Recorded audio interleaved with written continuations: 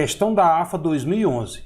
Dois automóveis A e B encontram-se estacionados paralelamente ao marco zero de uma estrada. Em um dado instante, o automóvel A parte movimentando-se com velocidade escalar constante de 80. Depois de certo intervalo de tempo, ΔT, o automóvel B parte no encalço de A com velocidade 100. Após 2 horas de viagem, o motorista A verifica que o motorista B encontra-se 10 km atrás dele e conclui que o intervalo de tempo em que o automóvel B esteve estacionado foi de quanto? Beleza. Temos aqui uma questão típica de movimento com delay. Ou seja, o móvel A parte de uma certa posição com velocidade de 80 e o móvel B parte dessa mesma posição, só que com atraso, né? Ele partiu após um ΔT. Vamos fazer a diferença entre as funções horárias e descobrir qual foi esse atraso ΔT. Olha só, 80 vezes 2 menos 100 multiplica 2 menos ΔT. Isso aqui vai dar 10 km.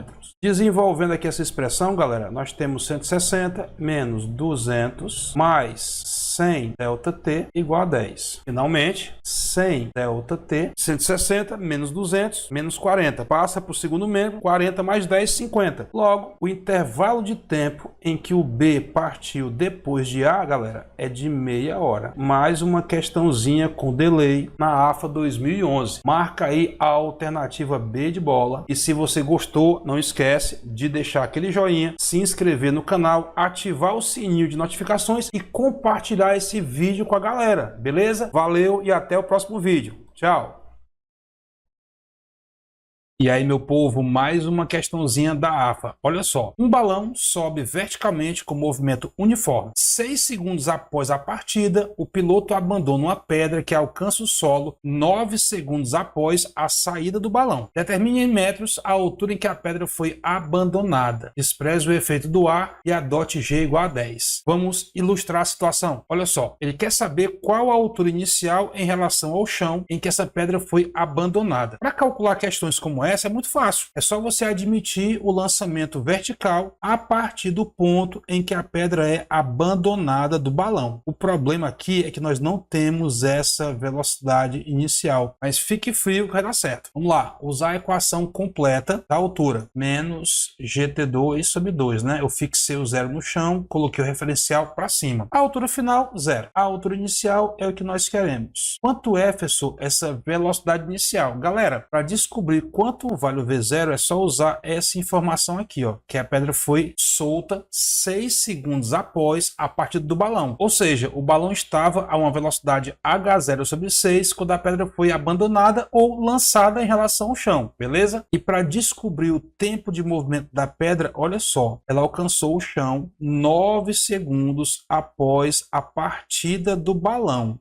Ou seja, quando ela foi solta, já haviam se passado 6 segundos. Para chegar a 9 segundos, falta quanto? 3 segundos. E aí essa pedra ficou em movimento durante 3 segundos, galera. O G é 10, sobre 2 é 5 e o tempo é 3. Olha que massa, cara. Somando H com meio H dá quanto? Dá 1,5 H0 igual 5 vezes 9, né? Que é 3 ao quadrado, 45. Então a altura de onde a pedra foi solta em relação ao chão é de 30 metros. Uma questãozinha muito massa em que cada detalhe era importante, né? Se você gostou dessa resolução, deixa aí o joinha, se inscreve no canal, ativa o sininho, compartilha com a galera e marca B de bola nessa questão da AFA que eu não sei de qual ano, tá bom? Valeu! Fala galera, AFA 2004. Num circo, um homem-bala de massa 60 kg é disparado por um canhão com velocidade de 25 metros por segundo, segundo o ângulo de 37 graus com a horizontal. Sua parceira, cuja massa é de 40 kg, está numa plataforma localizada no topo da trajetória. Ao passar pela plataforma, o homem-bala e a parceira se reúnem e vão cair numa rede de segurança ao mesmo nível de disparo do canhão. Desprezando a resistência do ar, e considerando seno e cosseno dados, pode-se afirmar que o alcance total é de quanto? Beleza, questão muito boa. Vamos dividir esse alcance em 2 etapas. Aqui até o ponto mais alto e do ponto mais alto até a rede. É interessante notar que o tempo de subida vai corresponder ao tempo de descida, porque ele vai subir até um certo nível, vai descer desse nível até o chão. Então, verticalmente, vai estar tudo ok, como se não ocorresse o encontro desse homem bala com essa mulher bala, tá bom? Então a primeira pergunta é, como calcular esses alcances? O alcance 1 vai ser a velocidade v1x vezes o tempo de subida, que, como nós sabemos, é dado por v0y sobre g, enquanto o alcance 2 vai ser a velocidade 2x depois do encontro, vezes o tempo de descida, que é o mesmo de subida. Então vamos calcular logo esse tempo de subida, que é igual de descida. Vai ser o V0, 25, vezes o seno do ângulo, no caso é 0,6, sobre a gravidade, que a AFA adota como 10. Dá 1,5 segundo, tanto para subir quanto para descer. Bom, então o alcance 1, nós já encontraríamos fácil, pegando o V0x, 25 vezes 0,8, vezes o tempo de 1,5, ou seja, 30 metros. Professor, e o alcance 2? Eu vou ter que descobrir a velocidade 2x, que é quando os dois se encontrarem. A mulher e o homem vão se encontrar aqui e imediatamente após a colisão, eles vão iniciar um lançamento até a rede. Vamos calcular com que velocidade? Usando conservação da quantidade de movimento. Antes, homem e massa 60, velocidade horizontal 20, homem e mulher juntos, passando a se mover com velocidade v2x. Então, a velocidade do conjunto, imediatamente após a colisão, vai ser de 12 metros por segundo. Então, volta para cá, calcula o alcance 2. V2x, 12. Tempo de descida, 1,5. Alcance 2, 18 metros. Então, voltando à pergunta original, o alcance que ele queria, soma dos alcances 1 e 2, vai ser de 48 metros. E quem gostou dessa resolução, deixa aí um joinha, marca a opção B de bola e até a próxima. Se você não encontrar alguma questão desse canal resolvida, é só pedir que a gente resolve. Valeu! E aí galera, questão da AFA 2006. Uma partícula de massa m é lançada obliquamente com velocidade v0 próxima à superfície terrestre, conforme indica a figura abaixo. A quantidade de movimento adquirida pela partícula no ponto Q de altura máxima vale quanto? Muito bem. Galera, aqui a principal dificuldade é a gente saber calcular a velocidade nesse ponto Q. Embora nós saibamos que a velocidade nesse ponto seria a componente x do lançamento, o problema é que nós não temos ângulo. Então o que fazer para encontrar o módulo desse vetor sem ter um ângulo? Aí vem a sacada. Conservação da energia mecânica. Chama esse pontinho de P, adota o X como nível de referência e aí aplica energia mecânica no ponto P igual energia mecânica no ponto Q. Lá no ponto P, que é o nosso nível, só tem energia cinética, mv0 ao quadrado sobre 2. Não tem problema, não tem ângulo, porque aqui é grandeza escalar. No ponto mais alto nós temos energia potencial, mgh, que ele deu, mais mvq, ou v0x, né, ao quadrado sobre 2. Vamos descobrir a velocidade no ponto mais alto. Aqui você cancela as massas e multiplica todo mundo por 2. E aí, finalmente, descobre que a velocidade Q é a raiz quadrada de v0 ao quadrado menos 2gh. A quantidade de movimento, massa vezes velocidade Q. A massa m, a velocidade, raiz quadrada de v0 ao quadrado menos 2gh. Uma questão tranquila, era só você ter essa sacada de usar conservação da energia mecânica. É muito comum nas questões de lançamento que não dão ângulo ou que dão um ângulo muito esquisito, você fazer via conservação da energia mecânica. Quando não funciona? Quando você precisa do tempo. Quando não precisar do tempo, aí você parte para a conservação da energia mecânica. Se você gostou dessa resolução rapidinha, enxuta, objetiva, deixa aí o like, se inscreve no canal, ativa o sininho, compartilha com os colegas e marca a alternativa B de bola. Valeu!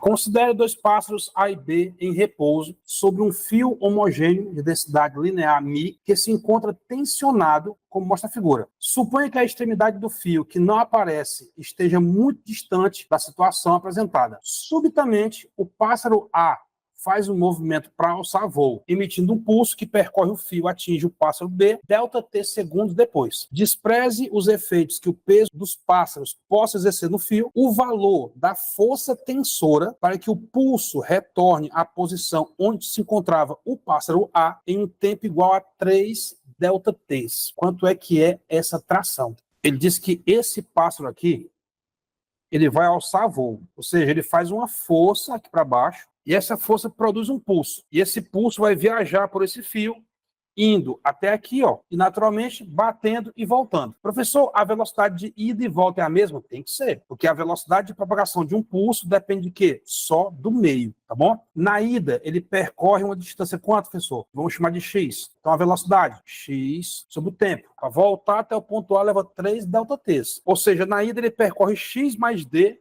e na volta x mais d. Seria 2 vezes x mais d sobre 3 ΔTs. É como se fosse um eco. Vai e volta a esse mesmo ponto, tá bom? E aí, professor, vamos calcular esse x. Tira o ΔT, 3x igual a 2x mais 2d. O x é 2d. Ele quer saber a força, né? Qual é a relação entre força e velocidade? Fórmula de Taylor. Velocidade, raiz quadrada da tração sobre a densidade linear. Ele quer saber essa força aí, gente. Ele quer a tração. Vamos elevar ao quadrado dos dois lados. Mi V2. Mas, professor, quanto é que é esse V? Ah, agora é fácil. O V, por exemplo, é x sobre ΔT. Quanto é o x? 2D. Então, aqui ó, vai ficar mi vezes 2D ao quadrado sobre ΔT ao quadrado. Não é uma questão tão difícil, mas seria uma questão assustadora. Certo? Seria uma questão assustadora. Opção correta, item B de bola. E quem gostou, deixa like. E até a próxima. Ela é mais assustadora do que difícil, né? Galera, no domingo. E aí, galera, uma questão aqui muito bonita da AFA 2009.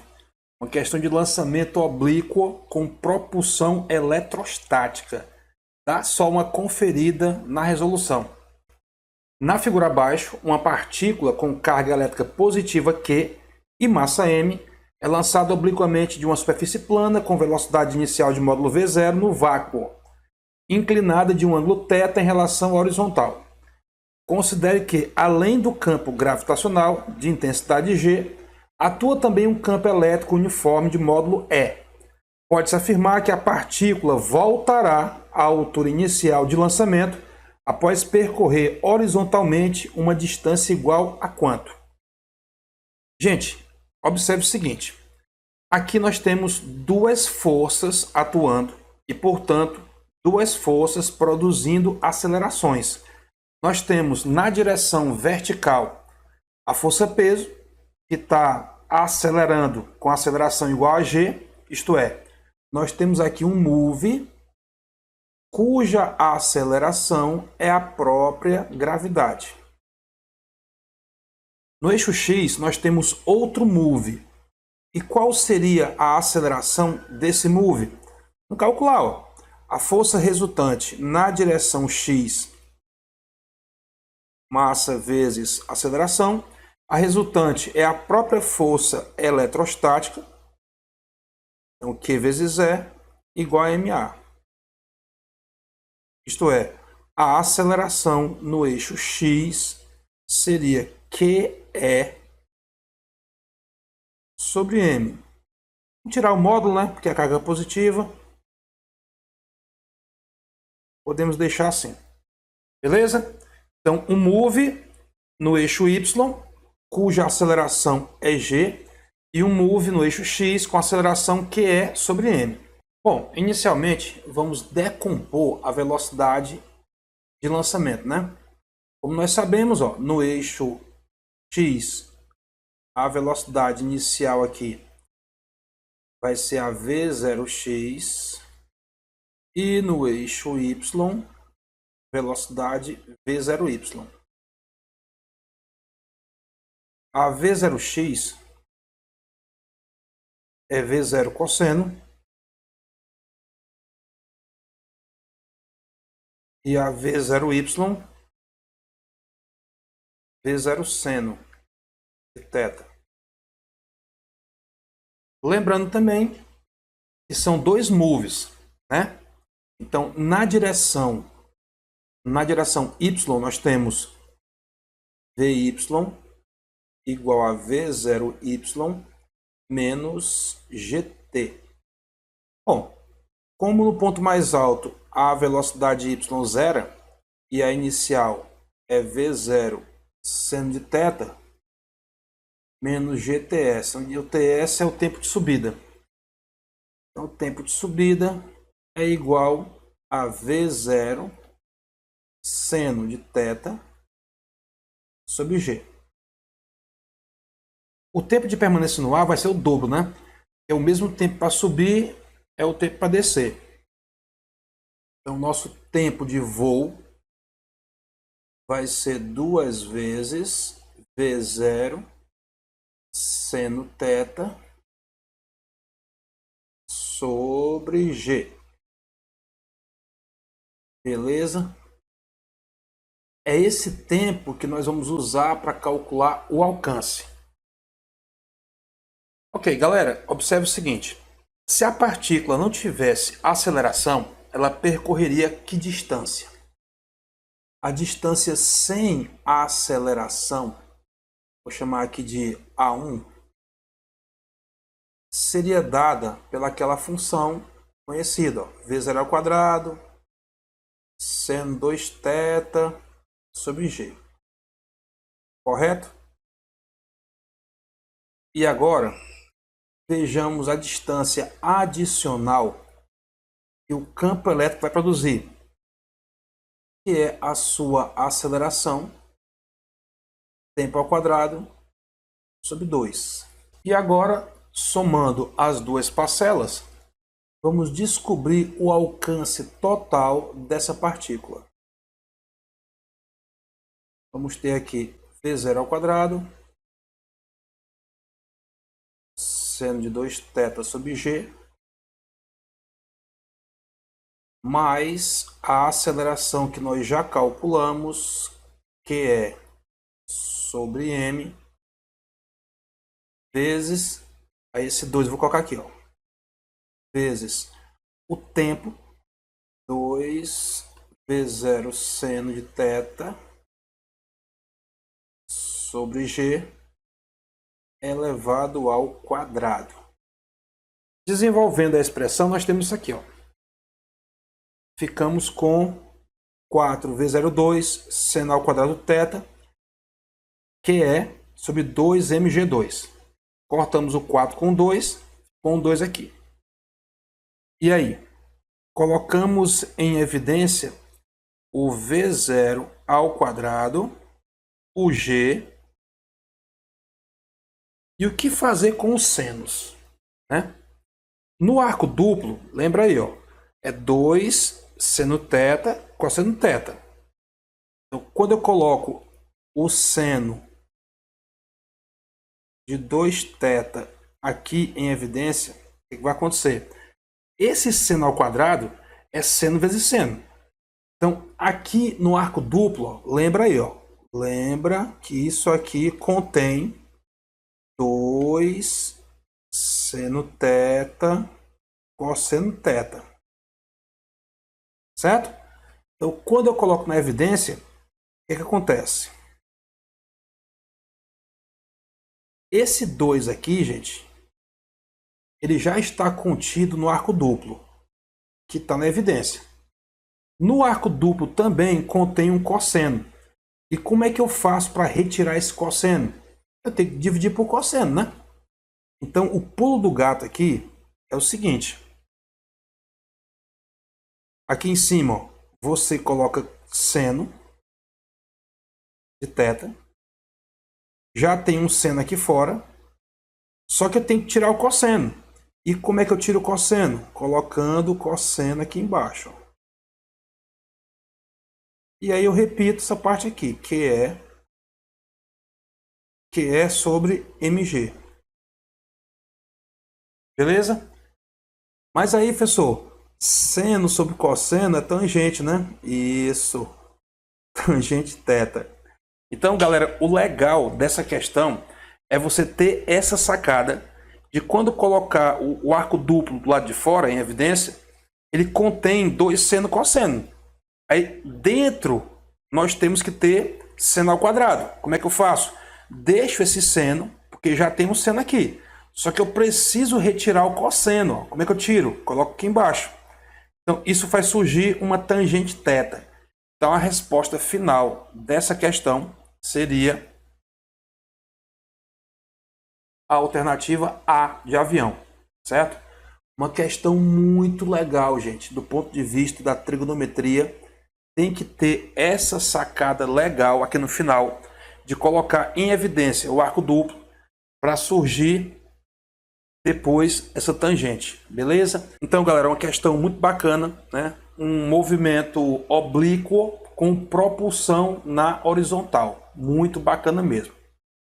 Valeu, gente! Nessa questão, um bloco A está apoiado numa superfície horizontal cujo coeficiente de atrito estático é o μe e o bloco B está pendurado por esse sistema de roldanas. Ele quer saber qual é a máxima massa de B em função de A e do coeficiente de atrito. O bloco B vai ser puxado para baixo com o seu peso, enquanto esses dois fios vão suportar a metade do peso desse bloco, EB sobre 2, e é exatamente essa força que vai motivar o aparecimento de uma força de atrito estático. É esse FAT estático que vai equilibrar as coisas. E aí, no limite, o FAT estático vai ser máximo quando a massa de B for máxima também. Como o FAT é o coeficiente de atrito estático, vezes a normal, e aí você pode dizer que a força normal sobre o bloco A tem a mesma intensidade do seu peso, né? Tirando a gravidade, você vai perceber que a massa de B é exatamente 2 vezes o coeficiente de atrito estático vezes a massa de A. Uma questão super fácil para o padrão AFA, beleza? Quem gostou dessa resolução, deixa aí o like, se inscreve no canal, ativa o sininho, compartilha com a galera e marca a alternativa C de casa. Valeu! O elemento de aquecimento de uma torneira elétrica é constituído de 2 resistores e de uma chave C, conforme essa figura aí, ó. Com a chave aberta, a temperatura da água da saída da torneira aumenta em 10 graus Celsius. Mantendo-se a mesma vazão de água e fechando a chave, pode-se afirmar que a elevação de temperatura da água vai ser de quanto? Bom, galera, ele falou que com a chave aberta, havia uma elevação de 10 graus Celsius, né? E aí, fechando a chave C, ele quer saber qual é a nova elevação de temperatura. Isso é o que tem a ver elevação de temperatura com resistência. Nesse caso aqui, nós temos uma transformação de energia elétrica em calor, né? Se a energia elétrica é convertida em calor, e você deve lembrar que energia elétrica é a potência da fonte, vezes o que, professor? Vezes o tempo.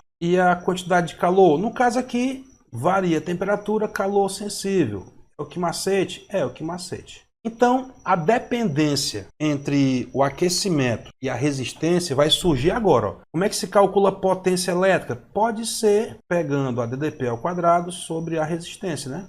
Vamos explicitar aquilo que nos interessa. E o que nos interessa? A variação de temperatura. Esse U ao quadrado não muda. O calor específico não muda, professor. Ah, professor, só o que vai mudar é a resistência. Pois é. Então você pode dizer o seguinte, ó. Você pode dizer que a variação de temperatura é uma constante vezes 1 sobre R. Quer dizer, professor, que o ΔT é inversamente proporcional a R? É. Então, com a chave aberta, aqui de CA, chave aberta, seria o que, professor? Seria essa constante sobre a resistência do circuito. Com a chave aberta, onde é que essa ddP vai atuar? Essa aqui, ó. A pessoa ela vai atuar sobre esses 2 resistores. E quanto é que é, galera, a resistência equivalente desses 2 resistores que estão em série, já que a chave está aberta?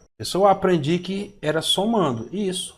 Então a resistência com a chave aberta é R. E com a chave fechada, professor, pronto. Vamos pegar a chave CF, chave fechada, vai ser a constante sobre quanto é que é a resistência do circuito quando aquela chave for fechada. Bora fechar. Pessoal, eu estou achando que quando você fechar a chave, vai matar o resistor, um deles. Eu também estou com essa mesma ideia, gente, que esse resistor aí, ó, R sobre 2, ó, ele vai morrer. Ah, professor, quer dizer que essa resistência aqui, ela vai ser eliminada e eu vou ter só R sobre 2 e isso, meu filho. Exatamente isso. Então, se for assim, professor, a questão tá bem facinho, ó. Vamos dividir aqui, ó. Dividir membro a membro. Quanto é que é a variação de temperatura com a chave aberta? Ele disse que era 10, né? E fechada? Sei não. Chave fechada. O que eu boto aqui, ó? O K corta com K. Esse R corta com esse R. Aqui eu vou ter 1, ó. 1 sobre 1 meio dá 2. E aqui fica 1 sobre 2. Ah, garoto. Então essa variação de temperatura com a chave fechada é só fazer o dobro do que tinha antes, professor? É. 2 vezes 10, 20 graus Celsius. Aí, professor, se eu tivesse sacado lá no comecinho, que era só fazer o inverso, eu podia ter marcado o 20? Podia. Podia ter marcado o 20 de cabeça. Já que a chave fechada faz a resistência cair para metade. Se a resistência cai para metade, qual é o inverso da metade? É 2 vezes. Então, 2 vezes a variação que tinha antes. Dá 20 graus Celsius.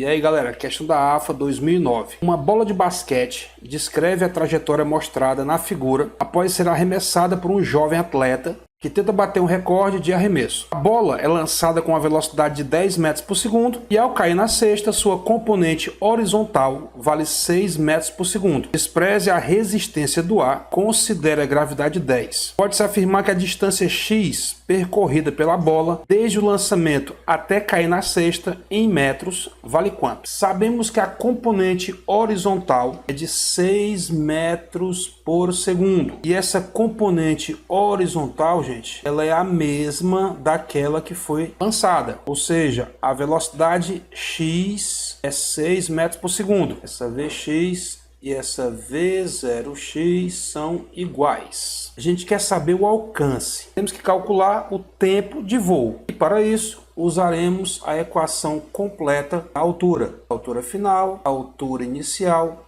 mais a componente inicial y vezes o tempo, menos GT2 sobre 2. Sempre lembrando que os lançamentos para cima, eles são sempre retardados. Velocidade positiva, aceleração negativa. Ok, professor, mas não temos a componente vertical. E aí? Bom, galera, de fato, nós não temos a componente vertical dada, mas sabemos que a velocidade de lançamento ela vale 10 metros por segundo. Então, se nós sabemos a velocidade de lançamento e sabemos também a composição, você pode dizer que o V0 ao quadrado, a qualquer momento, ele é a soma das componentes x e y.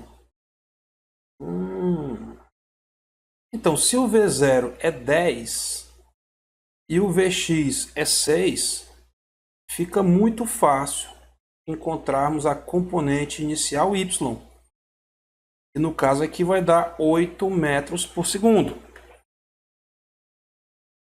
V0y, 8 metros por segundo.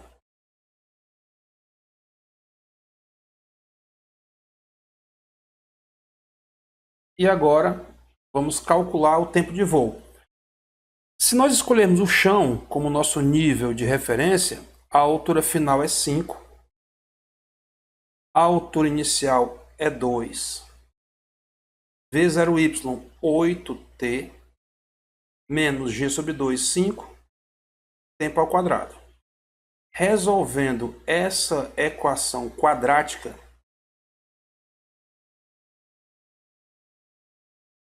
nós encontramos duas raízes, que são as seguintes. O tempo pode ser 1 segundo ou 0,6 segundo. Então, qual desses tempos a gente vai considerar? Olhando para a figura, gente, nós percebemos que a queda na cesta se deu após a altura máxima. Ou seja, tivemos 2 instantes em que a bola passou por essa altura. No caso, os instantes 0,6 e o instante 1 segundo. Então, o tempo que nós vamos pegar é o tempo de 1 segundo. Logo, para finalizar a questão, o x, que é o nosso alcance, vai ser velocidade V0x vezes o tempo de voo.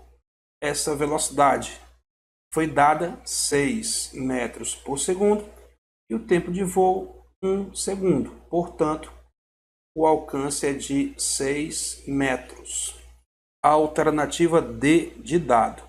Questão bem simples, bem abaixo do nível de muitas questões da AFA, ok? Ah, galera, eu estou esquecendo, mas vocês não podem esquecer. Quem estiver curtindo os vídeos, não esquece de dar o joinha, se inscrever e ativar o sininho das notificações. Aí toda vez que sair um vídeo novo, vocês serão avisados, tá bom?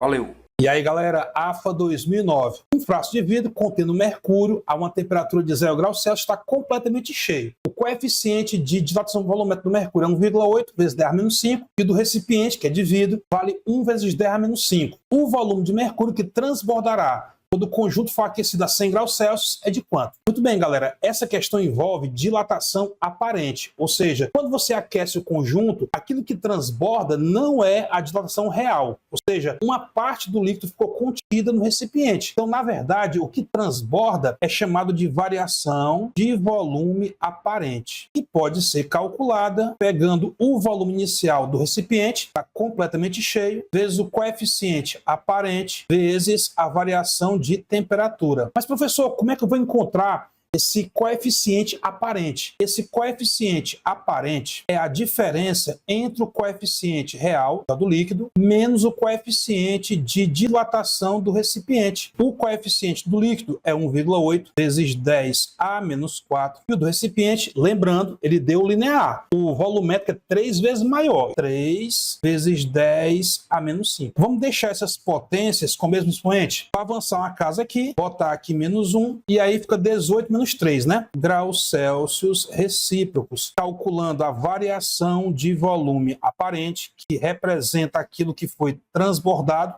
ou entornado. Volume inicial 2000, coeficiente 15, 10⁻⁵, variação de temperatura 100 graus Celsius. Perceba aqui, pessoal, que nós temos 5 zeros, ó. Esses 5 zeros é como se fosse 10 à quinta. Eu posso cancelar com 10⁻⁵. A variação de volume aparente é de 30 centímetros cúbicos. Se você gostou dessa resolução, não esquece de deixar aquele joinha, marcar a alternativa C de casa e até a próxima.